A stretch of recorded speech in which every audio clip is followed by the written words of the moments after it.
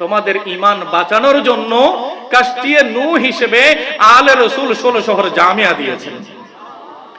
ঈমান আকীদা যদি সুরক্ষা পেতে চাও, মরকজে আহলে সুন্নত কাহে মরকজ আহমদিয়া সুন্নিয়া कश्तिये नो कह दिया है पीर तैयब शाह ने लाखों को एक जा किया है पीर तैयब शाह ने।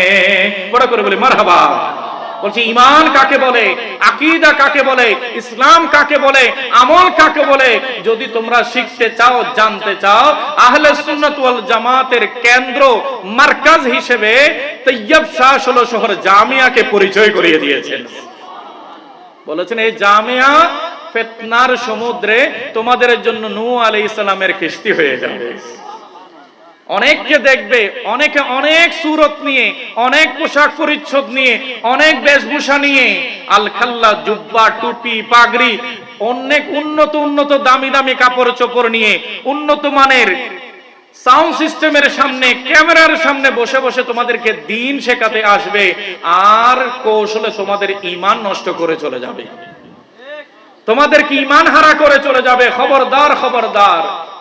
তোমাদের ঈমান বাঁচানোর জন্য কাশটিয়ে নূহ হিসেবে আলে রাসূল 16 শহর জামিয়া দিয়েছেন। জামিয়া থেকে যে প্রোগ্রাম দেয়া হয়, জামিয়া থেকে যে আকীদার দরস দেয়া হয়, এটাই হচ্ছে সিরাতে মুস্তাকিম। এটাই হচ্ছে কি? সিরাতে মুস্তাকিম।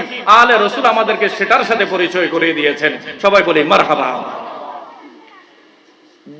ईद मिलादुन नबी से बात लाने दीन को, ईद मिलादुन नबी से बात लाने दीन को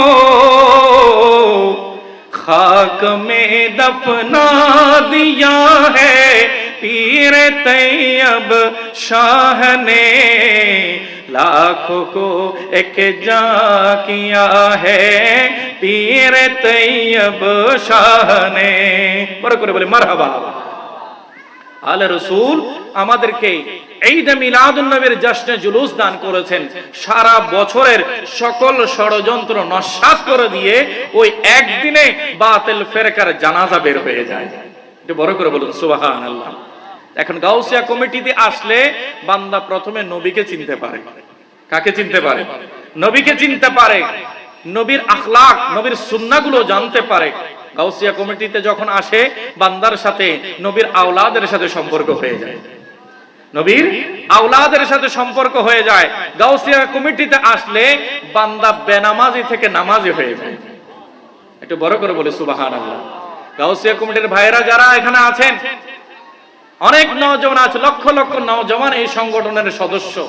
এতদিন হয়তো তাদেরকে সপ্তাহে জুমাবারে মসজিদে দেখা যেত, হয়তো কাউকে কাউকে বছরের বিভিন্ন বরকতওয়ালা রজনীগুলোতে দেখা যেত, হয়তো কাউকে বছর শেষে ঈদের জামাতে দেখা যেত।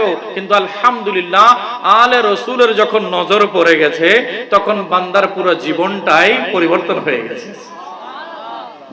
আলে রাসূলের নজর যখন পড়েছে, আর সংগঠনের নাম পীর তৈয়ব শাহ নিজের নামে রাখেননি,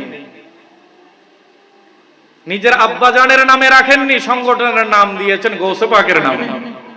কার নামে? গৌসে পাকের নামে। হুজুর শেখ আব্দুল কাদের জিলানী রাদিয়াল্লাহু তাআলা আনহু বলছেন, ইন্না ইয়াদি হাযিহি আলা মুরিদি কাসসামাই আলাল আরদি। একটু বড় করে সুবহানাল্লাহ।